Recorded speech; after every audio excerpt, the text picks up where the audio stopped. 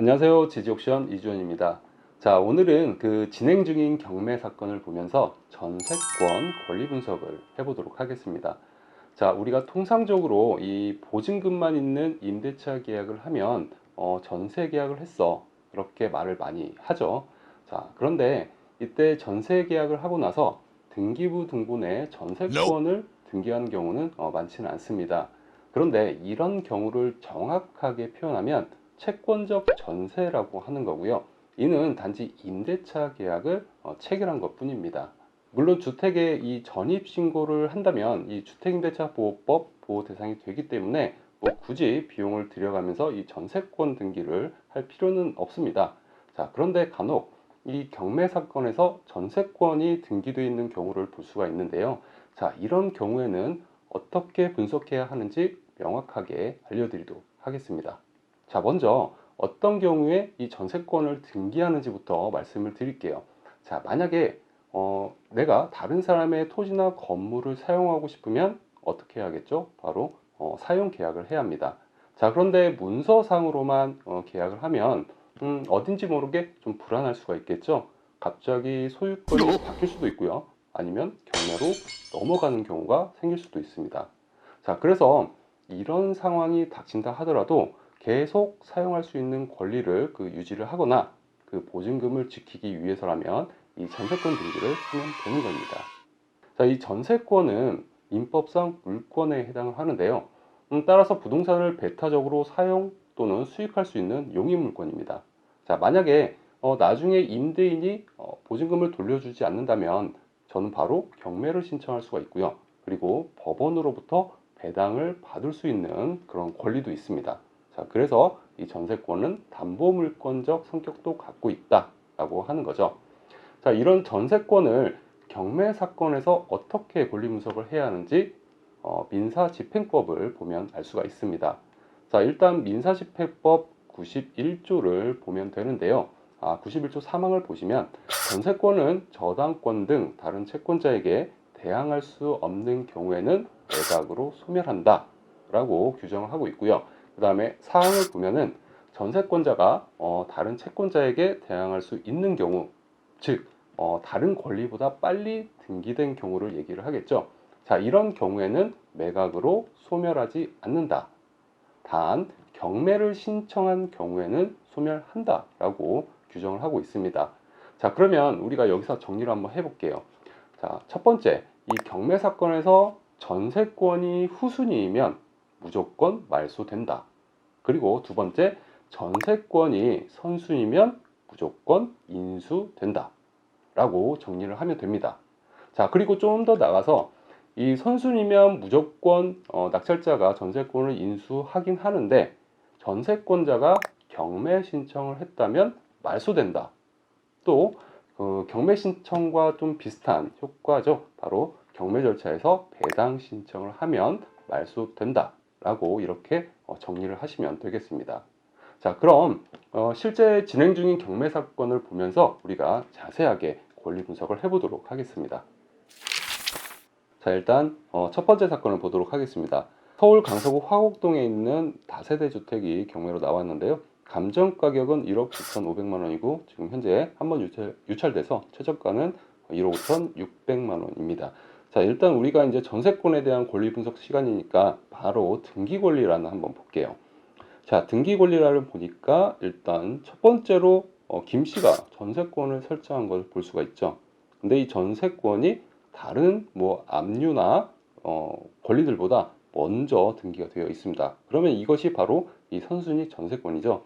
자, 선순위 전세권이 있으니까 우리가 이 전세권을 인수를 해야 하는지 인수하지 않아도 되는지를 판단을 해봐야 합니다.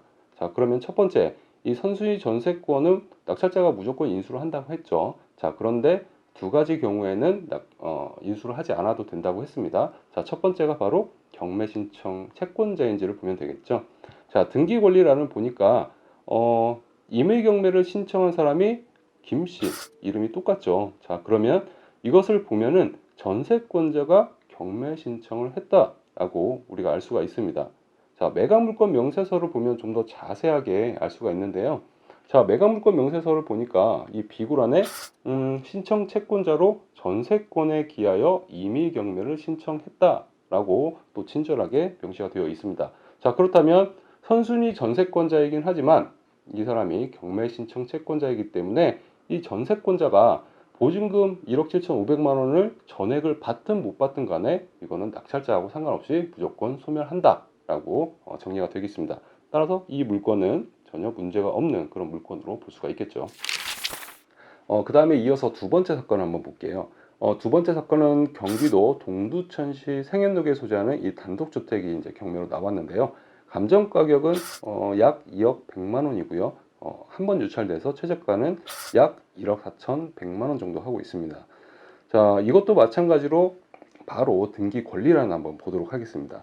등기 권리欄 보니까 한국언론진흥재단이라고 해서 가장 먼저 전세권이 설정이 되어 있죠.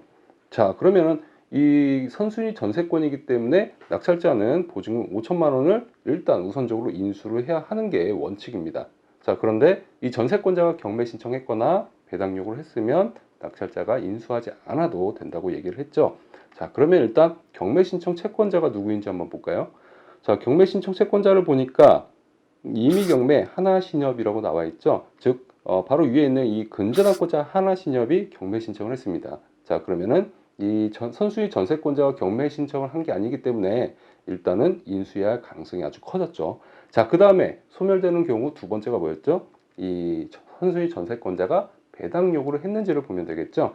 자, 배당 요구했는지는 우리가 매각물권 명세서를 통해서 보다 정확하게 확인할 수가 있습니다. 자, 매각물권 명세서를 한번 볼까요?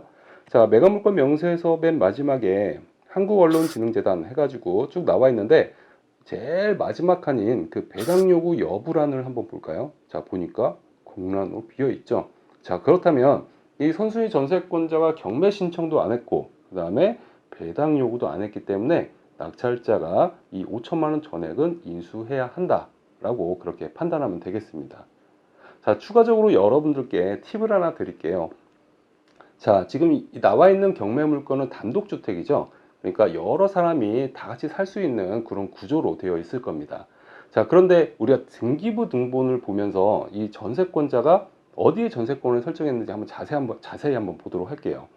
자, 일단 등기부 등본 을구를 보시면은 순위번호는 8번이고요. 자, 보니까 전세금 5천만 원 하고 범위는 1층 전부 사무실용 이렇게 나와 있죠.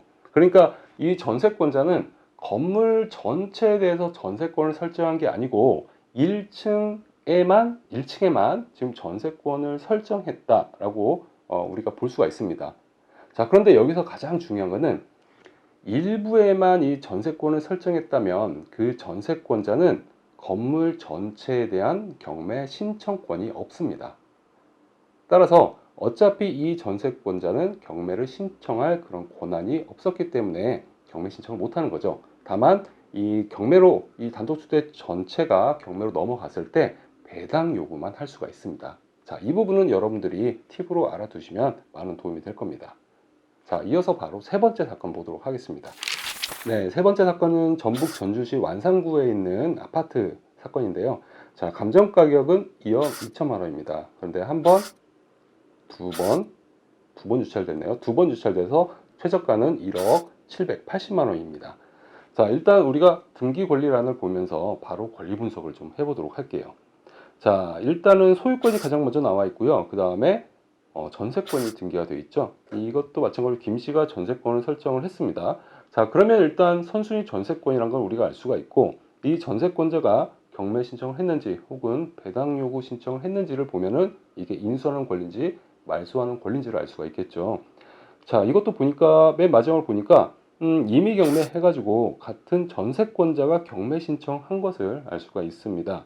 자, 그렇다면 일단은 선순위 전세권자가 경매 신청을 했으니까 뭐 보증금 2억 2천만 원을 다 받든 못 받든 간에 말소가 되는 권리구나 라고 판단할 수가 있겠죠. 자, 근데 이 사건은 좀 더 주의를 해야 합니다. 자, 왜냐면 그 옆에 임차 조사란을 한번 볼까요? 자, 임차 조사란을 보니까 이 전세권자가 전세권도 등기를 했지만 전입신고도 같이 했거든요. 전입신고 일자를 보니까 2018년도 12월 12일입니다. 자, 우리가 전입신고를 하면 그 사람이 대항력이 있는지 없는지는 그 말소기준 권리를 기준으로 해가지고 판단을 하죠. 자, 근데 전입일자를 보니까 2018년도 12월 12일이고 전세권은 2018년 11월입니다. 자, 그러면 우리가 잠깐 여기서 헷갈릴 수가 있어요. 아, 전입신고를 했지만 전세권보다는 느리기 때문에, 즉 말소기준 권리보다는 늦기 때문에 대항력 없는 임차인이잖아. 어차피 그렇게 판단할 수가 있는데, 이거는 이 사건 같은 경우는 전입신고한 사람과 전세권 등기를 한 사람이 동일인이죠. 그렇기 때문에 이 사람 그 대항력 여부를 판단할 때는 이 전세권이 기준이 될 수가 없습니다. 따라서 그 후에 그 가압류된 2019년 6월 달을 기준으로 해서 이 사람의 그 주택임대차 보호법상의 대항력이 있는지 없는지를 판단을 하셔야 돼요. 자, 그러면 이 임차인은 지금 전세권자이자 임차인이죠. 이 임차인은 일단 대항력이 있는 임차인입니다.